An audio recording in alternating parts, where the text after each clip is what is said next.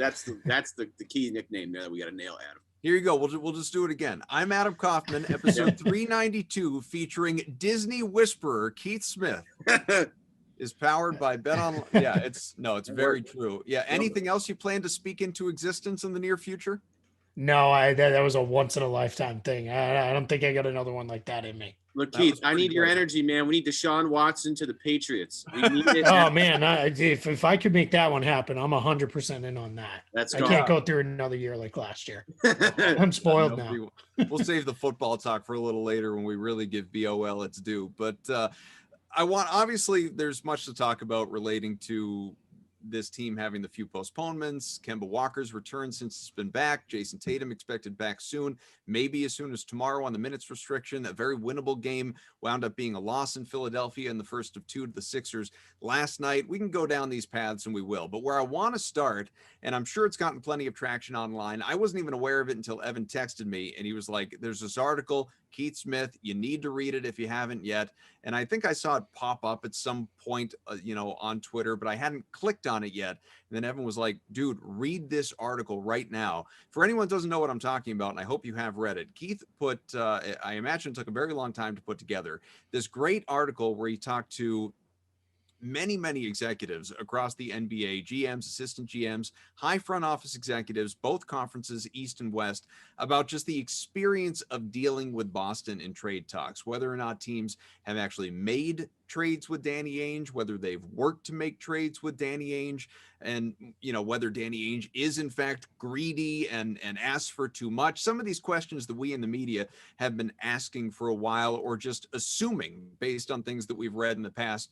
Keith got to the crux of it and, agreeing on the basis of anonymity, got a whole lot of honesty from people, which was a really fun read. I encourage people go and check out. I will tell you, and Keith, I want you to tell people all about the article, but I will just tell you my initial impressions of it were: 1, it was fascinating; 2, it was funny; 3, even as someone who I think has an understanding, a grasp to some level of the inner workings of the Celtics, hierarchy and process when it comes to things like this, it was a great reminder of just how incredibly valuable Mike Zarren is. Yeah, that was one of the big takeaways. And I think I had a pretty good handle on that. And his impression around the league, whether it be from teams or even the league office itself, he's been the one who's kind of pitched that wheel idea for the draft, where, rotates every, through a 30-year cycle, I think it is, or something like that. And people either seem to love it or absolutely hate it. Which I think when you fall at either end of the spectrum, that's pretty good. Right. So I think, that was a major takeaway, was how well respected he is. The other piece is, and it didn't fit in the theme of it, but just how much people actually like him as a guy. Just, over and over again, I heard people say, what a great guy he is. He's just, he's a good guy to talk ideas with and different things, and that sort of stuff. And then the other part was, which I may do a follow-up later, but how incredibly devoted he is to the Celtics.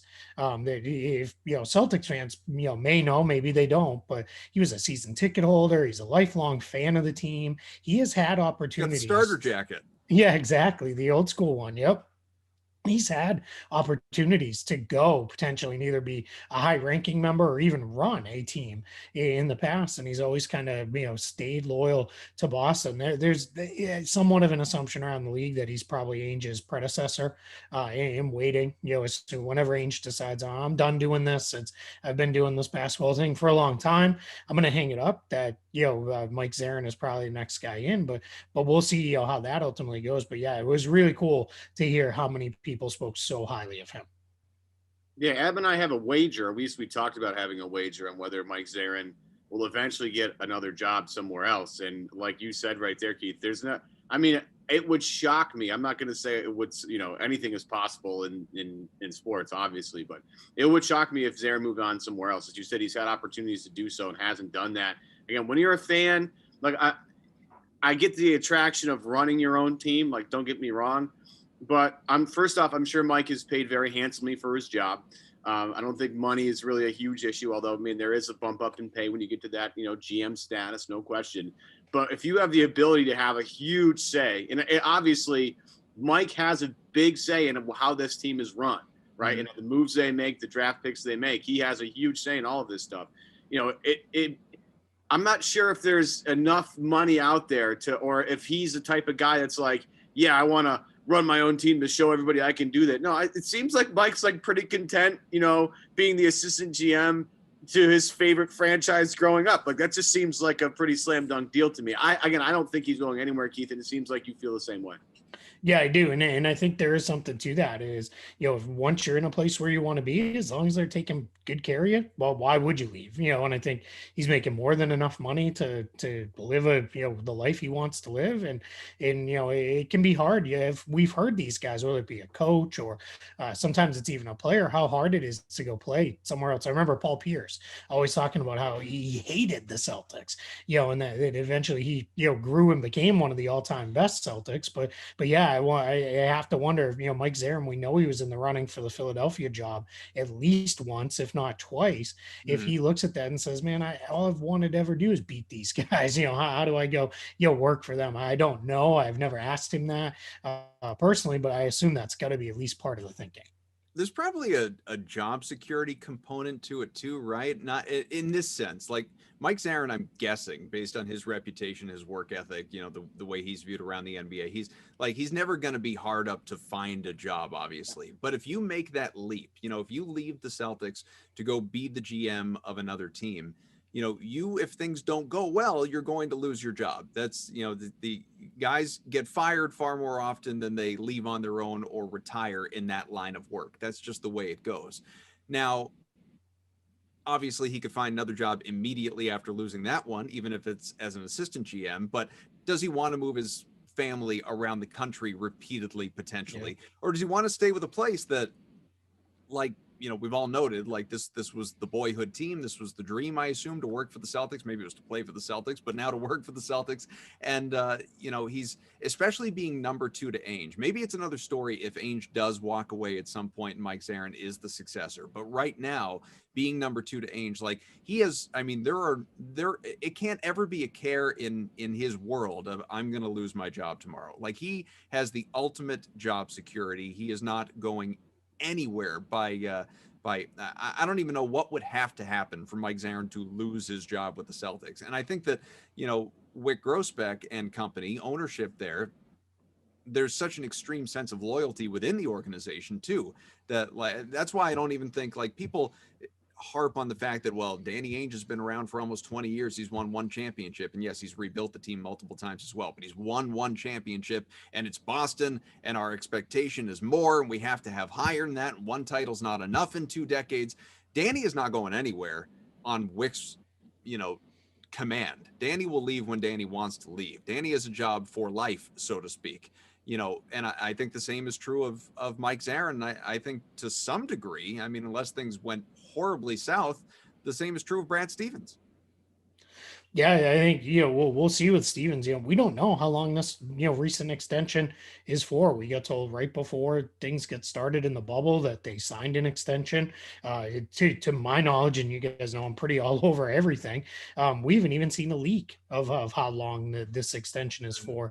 Yeah, the team's certainly not going to talk about it. They don't talk about that. It's I can do a pretty good job of getting any salary number for a player, but on a coach, that's a hard number to track down, a salary and length and all that stuff. So yeah, I think the Celtics are in a spot where they feel good. They feel comfortable with what they have running the franchise, and that's why they're going in that direction. I thought they were going to be complete by the 25th. What's interesting about your piece there, Keith, is I really enjoyed, and I'm not sure if you found this as shocking as I did. And maybe it's just because I'm on the internet too much, and I'm definitely on the internet too much. But maybe who isn't? I'm right. It's just one of those things where, like, it's been overdone and it's like the joke is stale, but like Danny Ainge always come up short on deals, et cetera, et cetera. The one thing I was surprised about in your piece was the amount of people that like enjoyed working with the Celtics on trade deals. I always thought like, oh man, Danny must be a pain in the ass to deal with because he's always holding out. They're always getting close, but never getting over the goal line. Like, it always felt like to me, like if you're the team on the other line, it must be so frustrating. But one thing to me that I found interesting, Keith, and I was going to ask you the same question, was interesting to you to find out that so many people that you interviewed throughout this entire process had very positive things to say in terms of dealing with Danny and with Mike and the rest of the brain trust inside the Celtics organization. Yeah, the number one thing was that that came away from me is they're just there's no bull crap when you're dealing with them. It is, get in, get out. There's the one quote in the article that I used about one time we called and they said, you better be talking about draft picks. We don't want any of your players, and that's, and it's harsh, but it's also, refreshing to hear that. I heard, the number of times people said, especially at the draft and on that last day or two before the trade deadline, when everything is so busy, there's just not time to, bat around ideas. And I think people have, this misconstrued notion that when there's a trade, it's like, me and you making a trade in a fantasy league where I text you and say, what do you think? And, 6 texts later, we're plugging it into the site and off we go. It's not usually like that. These are things that are usually conversations over, days and days and days. And as much as we may all sit around and talk through, trades and make things up, this is what these guys do all day, every day. And it's sometimes as simple as, what do you think about player X? Where are you guys at on player Y? I notice he's not in your rotation. I notice you're not doing this with him. What's going on there? And those kind of things, and that relationship piece, which I think with Ainge having 18 years in the league now, he knows everybody. There's only 3 teams he's never made a deal with: Chicago, Toronto, and San Antonio. San Antonio doesn't surprise me. They don't make any trades really ever, especially in season. And then Chicago, they haven't made a lot of trades either. And then Toronto, division rivals, so that doesn't necessarily surprise me either. So those are the only teams he's never made a deal with. He's been part of big deals. He was part of the biggest trade in NBA history: 5 teams, 11 players, all, draft picks and draft rights were thrown around. He's also been part of the, small salary dumps, Jabari Bird, sending him off with cash to the Hawks and those kind of things. So I think that is a sense of, when you call the Celtics, you're going to get, how do I put this? You're going to get something done, or you're not going to get something done, but you're not going to spend forever trying to get there. And I think when Ainge says things like, we got close, so we tried really hard, there is truth in that. I think also, some folks said, from their perspective, there's probably a little bit of, well, you got to say those things, and you got to say that because you imagine if he came out at a trade deadline and said, yeah, we didn't really try. We didn't want to do anything. Fan base. Right? Yeah, he's going to get killed. I mean, that's going to be, the talking point until, somebody else in town does something dumb. So, that's, I think that's why we're at a point with Danny where he says the things he says. And, and one of the quotes that I also got was, yeah, you can say these things of, well, we offered a protected 2nd round pick for, this all NBA all-star level guy. And, and they said no. And yeah, then we can say, well, we tried to trade for him.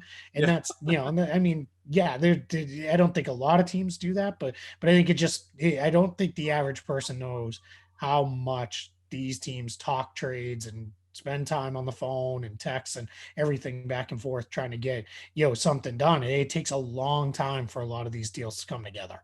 Well, it's the whole, like, yeah, we checked in on James Harden, but you can't have Tatum, you can't have Brown, you can't have, maybe exactly. You can't have Smart, Kemba, we might not, like, at a certain point in time, it's like, no, we will not give you James Harden for Shemi Ojale and picks. Yes. That's not going to work. I'm sorry. The money doesn't add up. Speaking of the money, by the way, one of the things that I found really fascinating about your article, and I encourage people to read it if you haven't, was, and it goes back to Mike Zarren, is that this guy was basically, I don't know him on a personal level, I've met him, but described, by executives that you spoke with, essentially as Rain Man. Like, the guy's just sitting there and plugging away all the all the cap figures and numbers and everything like that, like what normally needs to be drawn out by people at length on paper or on a computer in a spreadsheet, he's just doing in his head, to the dollar real quick and outlining everything, telling you what your cap is going to look like 3 years from now. What I wonder is, and I just don't know, I don't want to presume one way or the other, maybe you have some insight into this, because this is one of the things that Evan and I were texting about when we were having our little Zarren debate about his future. If in fact he is the guy after Danny Ainge, however many years from now that may be, how is he when it comes to evaluating talent? We know he's a cap wizard. We know he's very progressive. We know he's great with numbers. How is he when it comes to player development and that side of things that, as we know, Danny Ainge is very good at? Yeah, that part I don't have a real great answer to, other than he is involved. That was the extent I know. I don't know how much he spends time on the college players. Is he more involved on the pro side? We know Austin Ainge is heavily involved in the scouting side of things. And they do a lot over in Europe, which we've seen pay off time and time again as they've added productive players to the roster from the European ranks. So yeah, I'm not sure with Zarren, and it's not uncommon when you get to his point as the number two in the front office for their focus to be on the NBA. A lot of teams they have their, whether it be general manager or their president of basketball operations, what the titles are, they're getting to be crazy with levels and all this stuff. But you've got your number one guy, which is clearly Danny Ainge. It's not uncommon for the number two guy to be focused also on the NBA, and then the guys after that are focused more on the college ranks, the international ranks, and the likes like that. But hey, my sense is Zarren has a really good feel of guys who are in the league, and I'm sure he's involved. I just don't know the detail of how much on the college and international or really non NBA scouting side. Right. Everybody has their expertise. Mike's just, his mind is a computer and can always have the cap figure in mind or how many draft picks they can actually trade. And it's important to have a guy like that because, trade season's coming up. At some point, Boston's going to probably do something to bolster their chances to try win an NBA title this year. And, it was interesting the other day, and I don't mean to kind of guide us in this direction, but just kind of having to go this way, where, Brian Windhorst talked about the lack of first round picks that are available in this year's trade season because so many have futures traded all over the place. I mean, Brooklyn obviously mortgaging their future. You'll get James Harden. There's a lot of picks there. There's a lot of picks going to Oklahoma City, and I don't even know where they're coming from. I just know the Thunder have all of them. It's interesting, and it's important to have a guy like – what's up? Thunder and the Pelicans. Right. Yeah, there's a battle for supremacy. Belichick would be jealous of the Thunder's spot right now in the NBA. But you look at everybody's ability to trade picks, and this is again where Mike kind of comes into play and where his expertise comes into play because he's going to be able to tell you exactly what they can offer right on the spot. Like, oh yeah, this team can do this, and this. We can up that with this, and this, and that's why Mike. And everybody has their expertise. Like, Austin Ainge has his own role in the front office. Danny has kind of his hands in everything. But, like, Mike's the kind of guy where you're trying to make significant improvements to your team midseason. He's the guy you need. And as you look at the NBA landscape right now, his role is going to be really crucial come March, Keith. Yeah, and I think what's important there too is it allows, if you're an opposing team, and this was kind of a takeaway as well, I think with Boston. Boston has one of the smaller front offices in the NBA. It's not small by any means, but they don't have 1 million people that work in their front office like some of these other teams do. And part of that is because you have guys like Mike Zarren, you have Austin Ainge, they wear multiple hats for the team. They're able to do multiple different things. And in Zarren's case, not only is he the assistant general manager, but he's also the general team counsel, and essentially he's their salary cap guru. So what happens is a lot of these trades start at the assistant level, right? It's the two assistants are batting around ideas and going back and forth because Danny might be not right now in this environment we're in, but in a normal world might be out on a college scouting trip, or he might be overseas, and it's so it's Zarren and an assistant are batting it back and forth, and as it gets closer, then that's when the head honchos get involved, and then eventually everything is taken to the owner and run by the owner. But I think what it does with Zarren is if you're batting ideas back and forth, he's not having to say, well, let me get with our cap guys to see what that does for us. He knows exactly where they're going to be. And he also, I'm fairly certain after talking to a lot of people, most guys said within a few bucks, he can tell you, what a guy's salary is, which is, insane.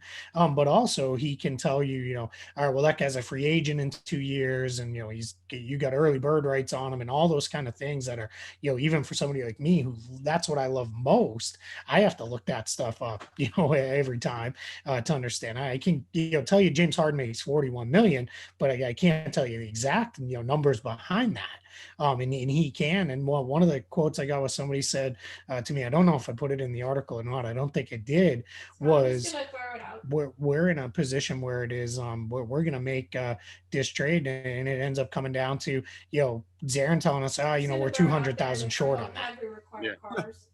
Sounds like you're jealous there, Keith. That's all I'm saying. It sounds like there might be a little bit. jealous. A little bit. I know, right? On an ownership level, we know that obviously Wick Grosbeck and Steve Pagliuca and all these guys, they are involved and care, about the success of the franchise more than anything else. Like, they are about winning. They're not about just making money. It's, they are fans. They are invested.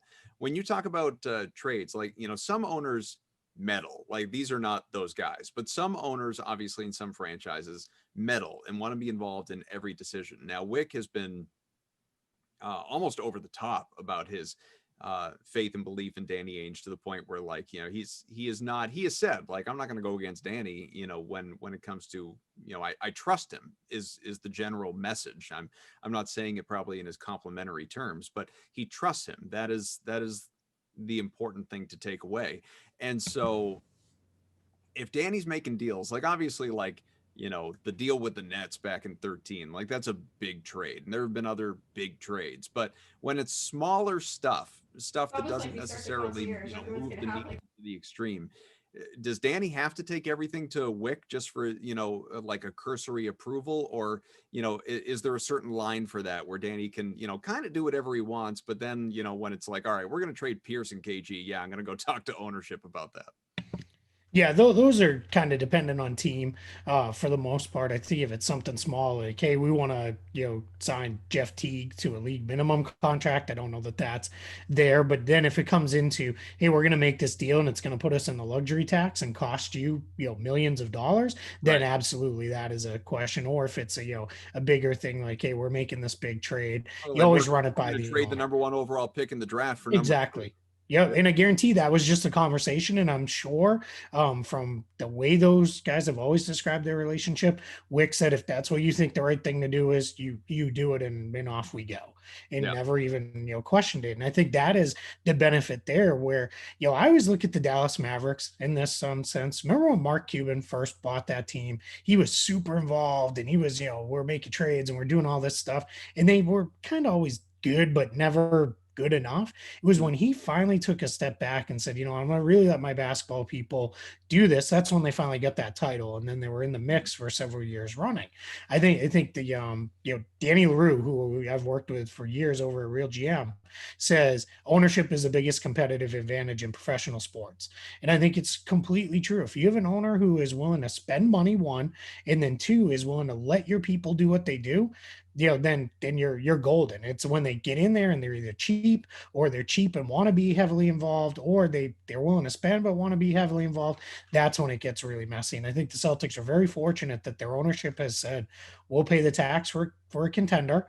We understand. I think there's probably limits there for Danny. And I think it's also for Danny to be honest with them, to say, we're not going all in right now because I don't know that we're quite there this year, those kind of things. And they're probably trusting him on that. Or if then, I think on the flip side, when he comes and says, hey, we got to go into the tax because we're close, we're one guy away, we can go get player X, he's going to put us over the top, I think, then that's on ownership to say, I trust you, let's move forward. I think, Keith, Evan, it is an appropriate time for us to get off the article and the internal, brain trust of the Celtics. And by all means, people, go read the article. Keith has tweeted it out. I have as well. Maybe Evan did. It's a great article. There's a lot of great insights that we haven't even discussed. But we should, in the interest of time, the time that we have left, talk a little bit about what's going on with this team. Now, there was the 5-game winning streak. Come out of the, the postponement, 4 going into the postponement, you come out, you win a game, and then lose by 30 to the Knicks in a game that, to my estimation, one, they just gave up on the game plan in the second half and just started jacking up threes like you read about, but also tried a little too hard in Kemba's 20 minutes or so to get him involved. But as Brad Stevens has said multiple times, for us to be our best, Kemba needs to be his best. And, our priority is getting Kemba up to speed. And that has been apparent within the times that he has been on the floor dealing with these minutes restrictions that he's been so frustrated by, but, patiently adhering to, obviously. The last game out against the Sixers, we talked about it, very winnable game, doesn't go their way. How have you, I think most importantly, how have you thought Kemba's looked in his 2 games back where he has said he feels worlds better than he did in the bubble and everything feels better and nothing bothers him? Yeah, I think physically you can see that. I think especially that early in that Knicks game, I wasn't trying to overreact too much because there was probably a lot of adrenaline flowing. He was probably super excited to be out there, and clearly was, as he said. But I thought last night's game, or Wednesday night's game against Philadelphia, I thought he looked a lot like the Kemba we saw last fall and then in the early part of the winter before he hurt the knee. And I thought you really saw him, quick. His burst was there. He mentioned after the game, which was something I picked up on, he was getting to his pull-up jumpers big, which is such a huge part of his game. He may be the best pull-up jump shooter in the game. Right now, he was certainly one of them last season. So I think, him, feeling good, that changes everything. And I think that really changes the ceiling for this team because that allows them to, when Jason Tatum is back, and that'll be, sooner rather than later, that allows Stevens to leave at least one of Tatum, Brown, and Walker on the court at all times. And that should hopefully avoid those scoring droughts we've seen at points this season. My guess is it'll be Tatum or Walker out there by themselves. Jaylen Brown just still doesn't seem overly comfortable being, even as good as he has been, demanding the ball and saying, I need it, play through me. I've got this and that kind of stuff. So maybe that'll come eventually. But, we've seen Tatum with the reserves do quite well. So I think that's what you're going to see Brad Stevens go back to. Yeah, the speed thing is what the big thing for Kemba, and the fact that he looks quick, and we always talked about the difference between him and Kyrie. There's many of them, but one of my favorite ones is Kemba doesn't waste a lot of time dribbling the basketball. He's north-south, very quick, and that is a huge part of his game, getting in the paint, and he was, attacking Embiid inside, attacking Dwight Howard inside when he had matchups that way. And that's the one thing I look for with Kemba, the speed, the quickness, because that's what makes him go. I mean, you looked at, how many small point guards have come through the Celtics the past couple of years. I mean, Isaiah Thomas, he was so quick. That's how he got to his spots with ease and had open shots because he could get to his spots very quickly.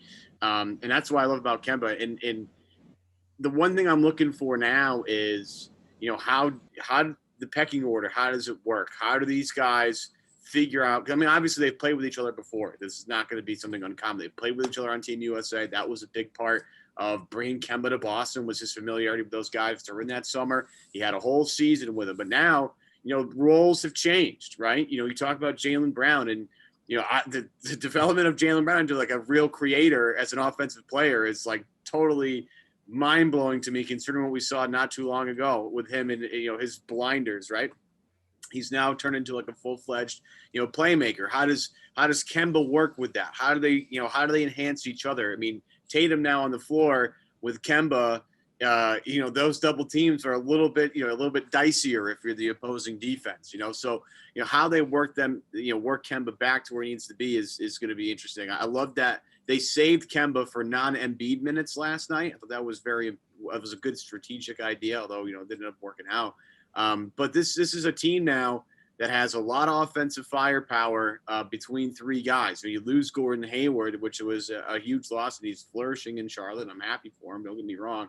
But it's a team now that has, still some pretty potent offensive players. And on top of that, you have Marcus Smart, who can contribute a little bit. You saw a little bit from Daniel Tice last night. He had 17 at one point last night. Their ceiling is much different. And as you look at it now, Keith, and you look at what Kemba is and what Jaylen has become and what Tatum is, where is this team's biggest, what are they lacking at this point? Is it wing depth? Is it a solid quality big? Because you looked at Embiid last night. He had it real easy last night. So I'm not sure. Now you look at, try to look at it a bird's eye. He was flailing all over the place. But he was. I mean, don't get me wrong. And Marcus Smart calling him out for it is one thing. I love that Embiid was like, dude, pot kettle, man. Yeah, right. What the hell? It is. So, I mean, if Marcus, like, you just got to flail harder, Marcus. If Embiid's flailing, you got to outflail Embiid. It's just like him and Lowry. It's the same thing. But where do you think they're weakest right now as given the 2-game 40-minute sample size we have in Kemba Walker. Yeah, my first thought is on the wing. I think they need another quality wing. I know that their hope is that'll be Romeo Langford when he comes back, which should be sometime in the next, let's call it month or so. He's been spotted doing some shooting and the like now. I know that there's a hope that maybe Aaron Nesmith eventually turns the corner, but I think that's all hope. I would love to see them get somebody who's definitely able to contribute and can come in and fill a role and give them quality minutes. I also don't want to see them be in a spot where they feel like they got to push Tatum and Brown too much later in the season. This is already a tough, condensed season. They've got now, what do we get? 3 makeup games to go as well. So those got to be fit in somewhere. And there's probably going to be more postponements down the line, just the way the season's turning out. So yeah, that part I think is going to be really difficult to, get through without some actual real quality depth. So I'd love to see them get that. Then the other thing I've been watching, especially over the last handful of games, is they're starting to get beat up on the boards. And I think that's really tough. I think Tice, for all the things he does well, he's never going to be a top tier rebounder. Thompson can rebound, but he hasn't done the other things. Robert Williams, he's still a work in progress. He can do a lot of different stuff, but then there's times when he looks lost. So I'm starting to wonder if they're going to really look at, all right, is it best to take we love Tyson, Thompson, and Williams, but take a couple of them, turn them into one guy, and then really move in that direction to try and shore that up and bring in a quality big around the guys we already have, because I think that would be one of those things, or especially with somebody who just has to kind of focus on rebounding and playing some defense. I think that them will really go. Let's not go crazy and start Karl Anthony Towns and Rudy Gobert and all this, because that's not going to happen. But is there somebody else on the market that you could look into? I think the challenge with trades this year is, you mentioned before, Evan, about the number of picks that are out there, from what Brian Windhorst was talking about. That's true. It's hard for teams to move picks. The other thing is, because of the play-in tournament, you only got to get to 10 this year to be in the mix. So that means you only really got to be in the striking distance of 10 to convince yourself and your fan base, hey, we're right there, for the play-in. So that means you might be 12 or 13 come the trade deadline and still only a couple games out of 10th, where in past years, those are the teams that are saying, it's time to move on, time to sell, time to get pieces going. And I think what you're really looking at with the Celtics in particular here is, all right, well, what are we going to do? Are there going to be enough sellers out there come the trade deadline where you can actually add a quality piece? That may not be of Boston's choosing. It may be too many teams are still in the race when it comes time to start making deals. It's funny you bring that up, because I was talking to somebody yesterday and was asked, as we always are, right? It's a weekly component to this show and any other Celtics related program. You talk about the TPE and, what available options may exist for the Celtics, reasonable ones, not like, you were saying the guys we shouldn't be talking about, but reasonable ones that could come in. I was asked yesterday about, a guy right by you, Nick Vucevic, there in Orlando. And my first reaction was like, sure. I mean, makes sense. Like, why wouldn't you want a guy like that? Except, Orlando would really have to fall out. I'm not sure what the Celtics could tempt the Magic with to bring him in to be able to sell to their fans. Like, yeah, I know we were kind of in the mix for a playoff spot, or, right there for the play-in tournament, but it doesn't feel right. We're going to move the guy. I don't know how you feel about him or other players that are maybe in similar spots, kind of, lesser East or West teams that are flirting with playoff spots, but obviously aren't contenders. But it's going to be tough to pry those guys away without actually giving up rotational pieces off your roster as well. Yeah, absolutely. Now that's where it gets really hard. All right, well, what are you sending back? Because you've got to get that figured out. As it stands today, because the Celtics are hard capped, they can only use 19.6 million of the trade exception anyway, as it stands now. Now they could send some salary out. They send out $4 million. They can use 23.6 million of it and still stay under the hard cap. And clearly they would send some salary out in trades. I just think it becomes to that point, as I always encourage people, yeah, I know you want these guys, whether it be Celtics fans or anybody else. You want that guy. You want that guy. Okay, why does the other side want what you're offering. That's where it becomes the Right. question. I live in Orlando, as you know, and for me, being around the Magic quite a bit, I can tell you, as silly as it may sound to a Boston fan who is all about championships, making the playoffs has value for the Magic. They were a bad team for a very long time after losing Dwight Howard. So for them just to be back in the playoff mix year in, year out is big. So I think that's really important to note. Right. I think so too. And it's going to be a dicey trade season. And you look at the teams that are really, really, really out of it. I mean, you look at a team like, Houston or Detroit, I don't know what Cleveland's expectations are. I'm in love with Larry Nance Jr. right now as a potential trade, possibility for Boston, just because he kind of fits exactly what they need. But yeah, you look around the league and like the Knicks are probably, there at some point, could you pry away Julius Randle, who's having a hell of a season right now? It's just a matter of, and again, we're not going to have a clearer picture until the dust actually settles here. And the one thing with Boston is, and we could bring it back to the Celtics, they haven't been really totally healthy yet, right? When, the season starts, there's no Kemba Walker. There's no Romeo Langford, but there's really no Kemba Walker. That's a big issue, right? Well, now that Kemba's out, Kemba's back, Tatum's out. Well, that's great. And Rob's out too. We still haven't seen Romeo yet. So the one thing that is interesting with Boston's roster is they're surveying the landscape, no question, as we get through the season. But they have to also do that internally and say, like, okay, we need wing depth, but we haven't seen Romeo Langford yet. Maybe he can give us what we need. We got killed in the boards last night because Embiid, is a monster, and Dwight Howard is, everybody's, nobody love, he's a detraction in certain ways and not in others, but he's got a lot of bulk down low, but you're missing Rob Williams as well. So it's like, you have a Celtics team that's not totally complete yet. And you have an NBA that's not totally has any idea where they all fall yet. So, as we sit here and talk about exactly what Boston wants and needs, and everybody's like, oh yeah, go get PJ Tucker, go get Harrison Barnes, go get this guy, go get that guy. We don't even know what Boston thinks of their own roster yet. Like, I think, and the one thing that I'll say is that front office, as we talked about at the top of the show, that's a front office that, through their years together knows, like, all right, we can't make any quick judgments on how this team is playing until we see everybody, together for a long period of time. And my problem, Keith, is I don't know if we're ever going to see this team fully healthy, for a long enough stretch before the trade deadline to actually have a concrete opinion on what the hell this team actually needs. Yeah, and that's the problem is, how long is too long? How long is too long waiting for, these guys to get together? And you make a great point there. That is where it gets tough. And, do you keep banking on that? And then that day never comes. And then by then the trade deadline is passed and you can't improve the team and those kind of things. I think your other challenge is, as you look around the league, we're so conditioned to, it's late January, we must be almost to the trade deadline. It's time to make trades. We are a month into this season, and I had a team when I was kind of reaching out to them, just, hey, what are you hearing? What are you guys talking about? What's going on? Say, man, there's nothing going on right now. A third of the league can't even be traded for another 2 weeks. Almost until February 6th.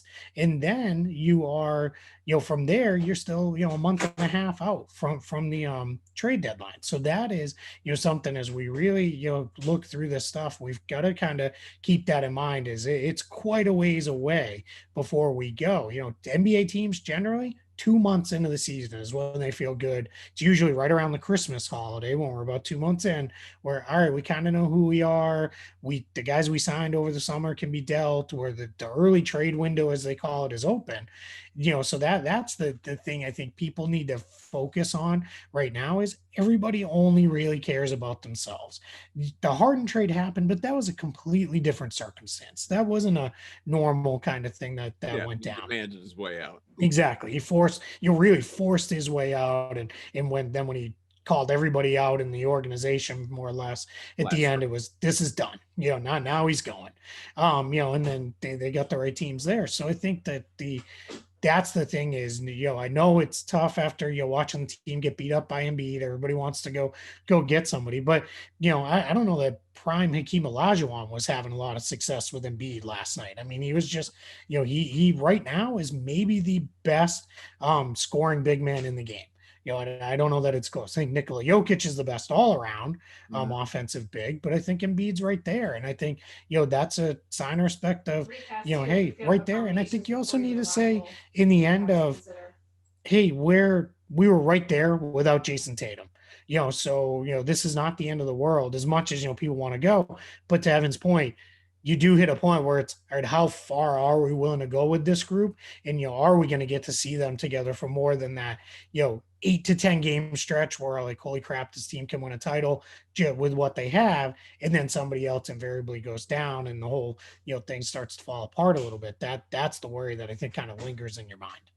These teams are going to see each other a lot, obviously, this season, but with what you saw last night, we don't know what to expect tomorrow. And obviously acknowledging, like has been brought up many times, that Jason Tatum wasn't there on the floor with those guys. And Kemba's just fresh off this injury as well, even though he said he's feeling great. Where does Boston stack up with Philadelphia, near the top of the conference, obviously? Yeah, for me, I think they're right there. I think they're pretty even. They just get to that end result very different ways. Philadelphia is going to beat you up inside. They're going to play bully ball.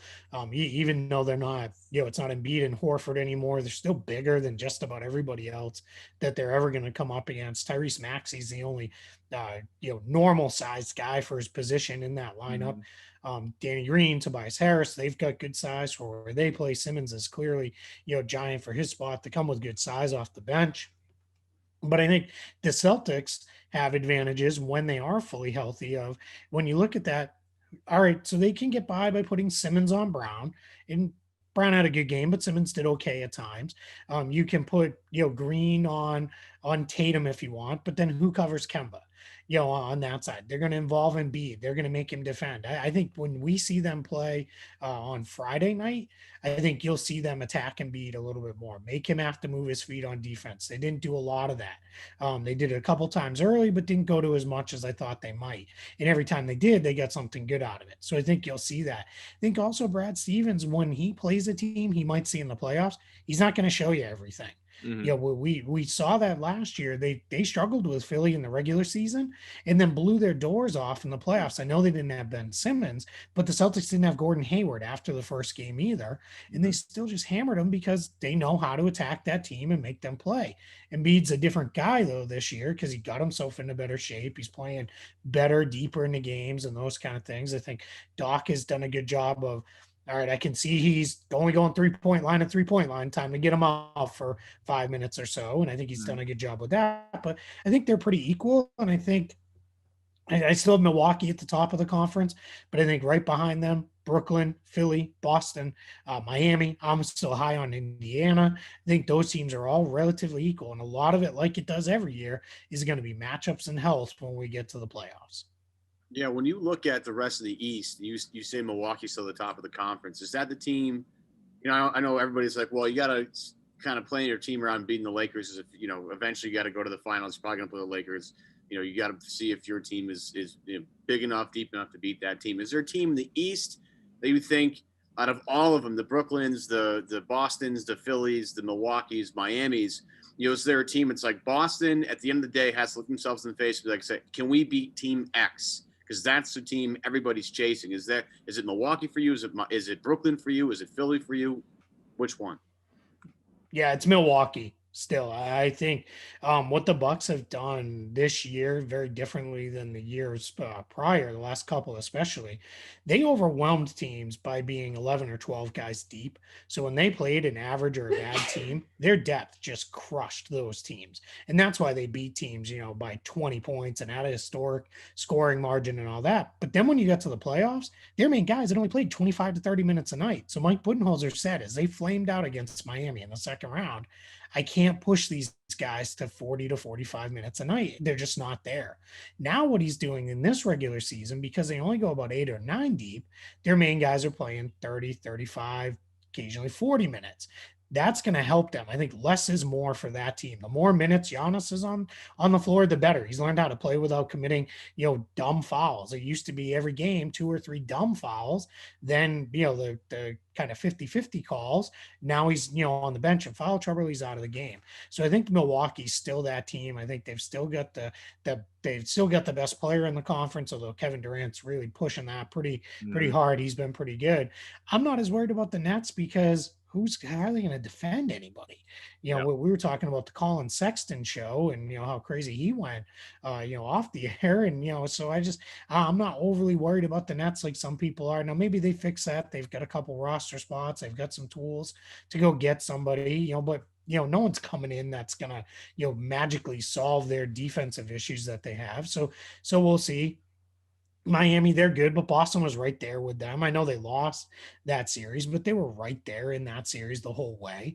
And then, other teams, Indiana's a good team, Philadelphia's a good team, but I think you're looking at it. It's funny, like you said, people always say, well, you got to think about beating the Lakers. I had a coach once tell me, you can't worry about what you got to do to beat the team in the other conference in the finals to get yourself to the finals.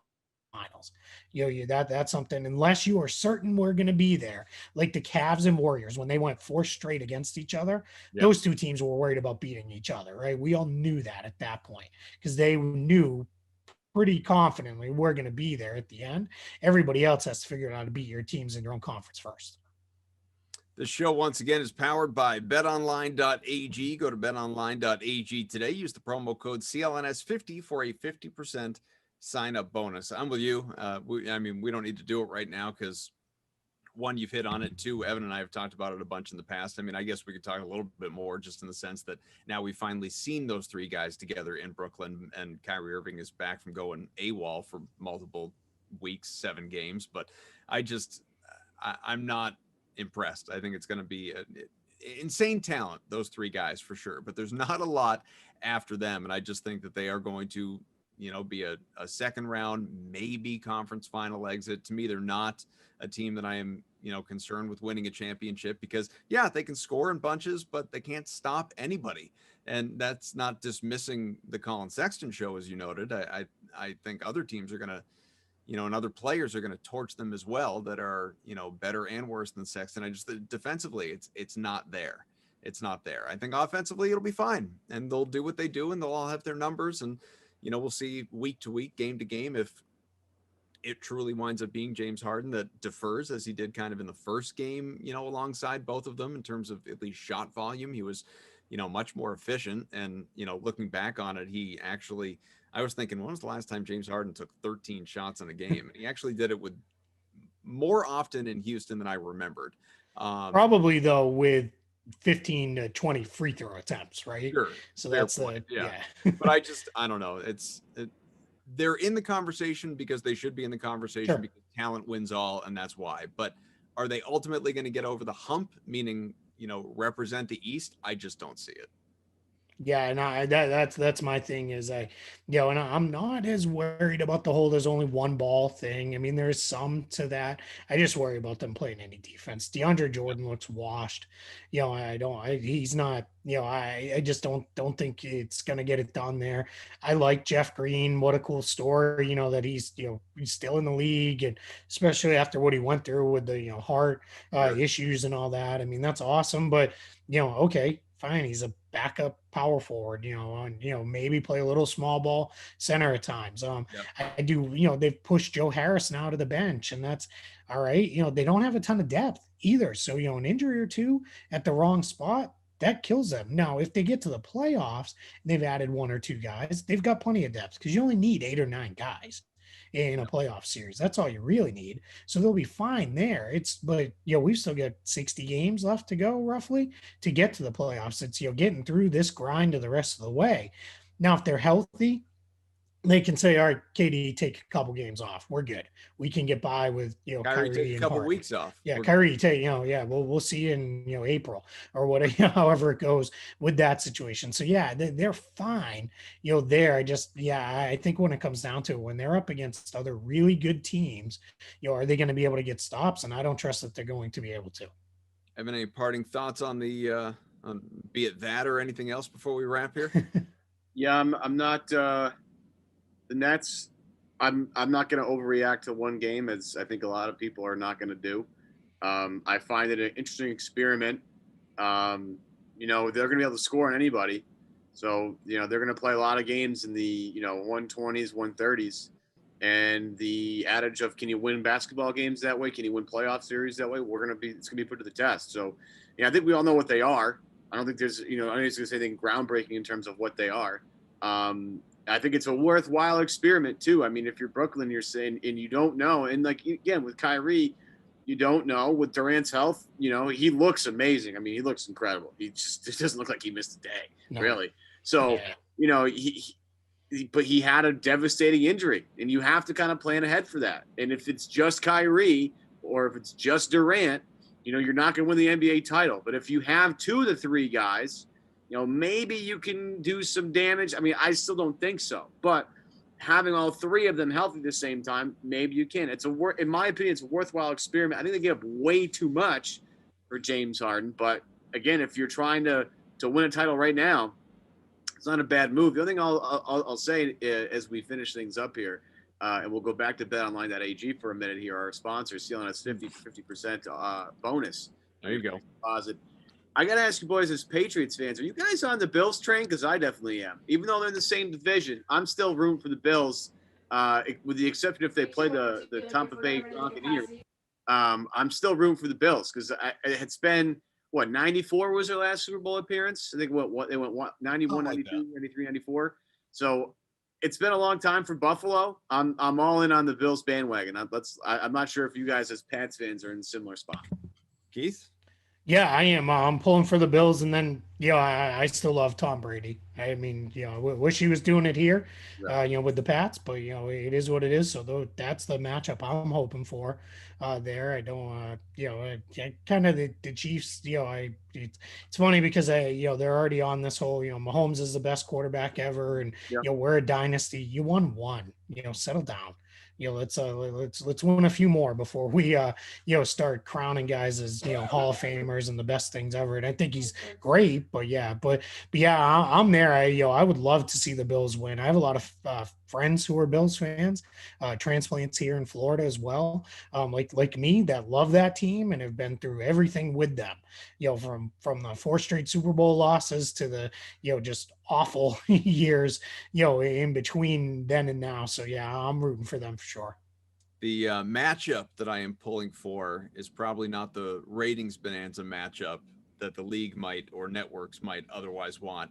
Packers, Bills with Green Bay winning. That's what I'm looking for. That's what I want, for a multitude of reasons that I could spend another hour explaining. But very, very quickly, I'm just all in on the Aaron Rodgers story this year. Have been since draft night when they took Jordan Love in the first round. Jordan Love for MVP, man. I'm telling you.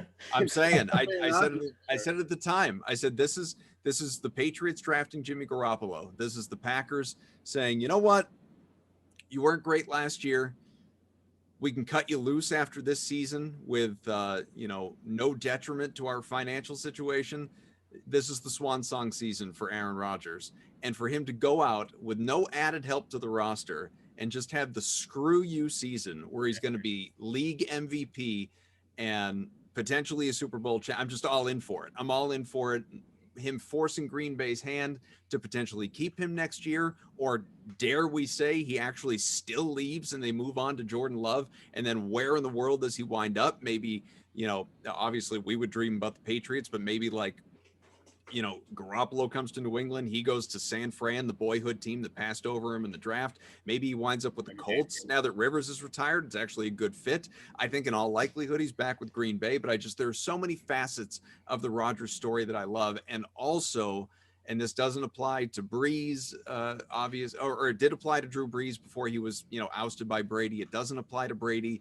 It doesn't yet apply to Mahomes and Allen because they're so young, but Aaron Rodgers he's one of the GOATs. He's not the GOAT, that's Brady, but he's one of the greatest of all time.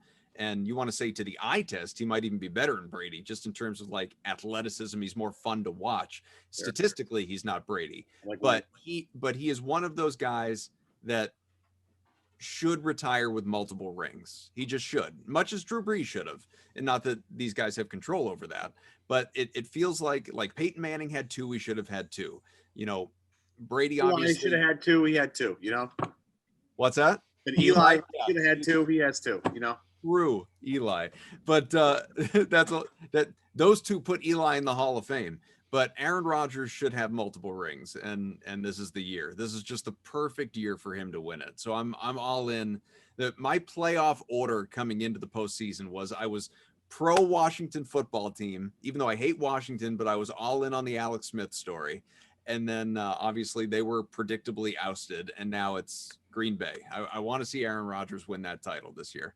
And just I want him to, like Mike, let's bring it back to basketball. Like Michael Jordan, bringing to his Hall of Fame speech the guy that beat him out for the varsity slot in high school and calling him out in the crowd. I want Aaron Rodgers to win a Super Bowl and walk up to the podium to grab the Lombardi trophy, like dragging Jordan Love by the collar as his other trophy. Like, see what I did? You guys brought this in, giving me no help this year. Here's your championship. That's what I want. Yeah, just drop the mic and be like, I'm out. I'll see you. Yeah. Cut me loose. I'm playing somewhere else next year. So that is the, believe it or not, somewhat bullet pointed answer to your question. Love it. Man, I can't do any more Eli Manning talk. My wife and I were in the stands for the 18-1 season. Oh. We were living in Southern California, splurged, spent more money than I've ever spent on anything in my life to go to that game. And we went, and I always like to tell people I was, about a minute and a half from maybe the best day of my life. And we walked back to the car after the game was over, jumped right in the car. And other than stopping for gas, I drove straight home back to California, a little over 5 hours straight, and said, that's it. I can't wait to get out of Arizona. And I have not been back to that state since. And oh man. All right. So for the Celtics guys, back at it in Philadelphia tomorrow night. Make sure you watch, see how they do. Sunday, they will host the Cavaliers. This is obviously, pending any sort of protocol situations that have been postponing games left and right. On Monday, so it's a back-to-back in Chicago. Wednesday at San Antonio, and I assume, staying on the pattern we have been with, we will regroup after that. So a few games, 4 games to go for the Celtics. We'll see how they do, how Kemba does, how Tatum does in his return. Hopefully that is sooner than later. Health and safety, most important, obviously, and it'll be good to see everybody back on the floor. But this is a fun show. As always, Keith Smith, you can follow him on Twitter. By all means, do so. Great content, including the article we spent a lot of time talking about Danny Ainge, Mike Zarren, and the Celtics' recent trade history, or at least attempts at making them at times. And obviously, you can find his work on Yahoo, Celtics Blog, and a host of other places as well. And for Evan, always a pleasure. Keith, thanks very much, sir. Thank you. I appreciate you guys having me. Y'all stay safe, you and yours. All right, guys, subscribe, Celtics Beat, iTunes. Leave us a comment, a rating, a review. We haven't told you that in a while, and we do appreciate it. We might even check to